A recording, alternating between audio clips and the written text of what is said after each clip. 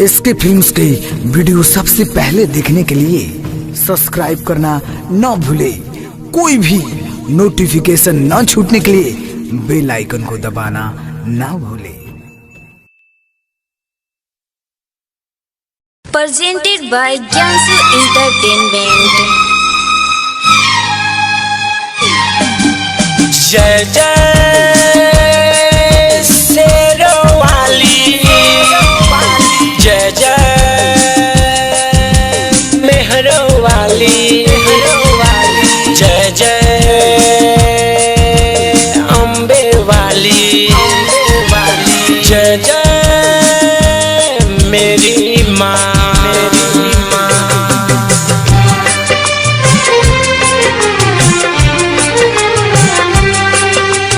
ए मैया मेरे अम्बे, ए जगदम्बे काली, सुन लो विनती मेरी, भर दो झोली खाली, कर दो इस नवरात्र में कृपा, सुन लो सबकी पुकार।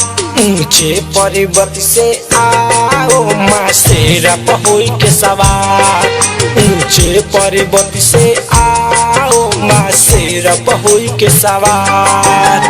ए मैया मेरी अम्बे, ए जगदम्बे काली, सुन लो विनती मेरी, भर दो झोली खाली, कर दो इस नवरात्र में कृपा, सुन लो सबकी पुकार।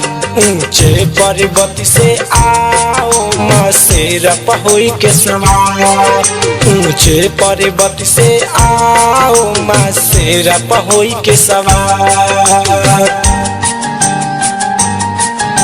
शेरा पहुई के सवार,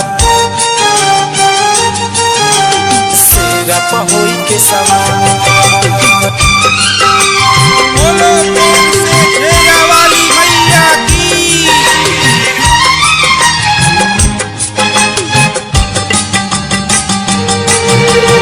Recording by Brand Studio Betia।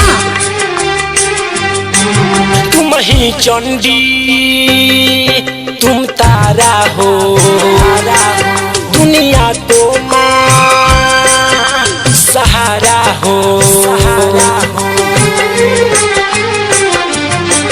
तुम ही चंडी तुम तारा हो, दुनिया को माँ सहारा हो, तुम ही लक्ष्मी तुम पार्वती, तुम ही सीता तुम सरस्वती, तेरे हजारे रूप माँ है सबकी दूप, तेरे हजारे रूप माँ है सबकी दूप। सारे दुनिया तुझ पे मोरे, दुनिया पर तेरा प्यार। ऊंचे पर्वत से आओ माँ शेरा पहुई के सवार, ऊंचे पर्वत से आओ माँ शेरा पहुई के सवार। ए मैया मेरे अम्बे, ए जगदम्बे काली,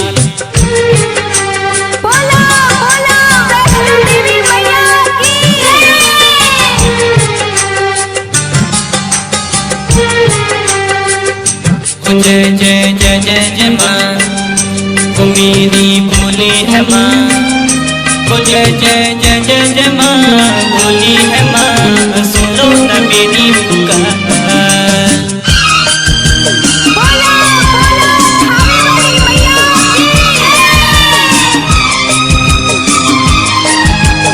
Mixed by गोलू यादव।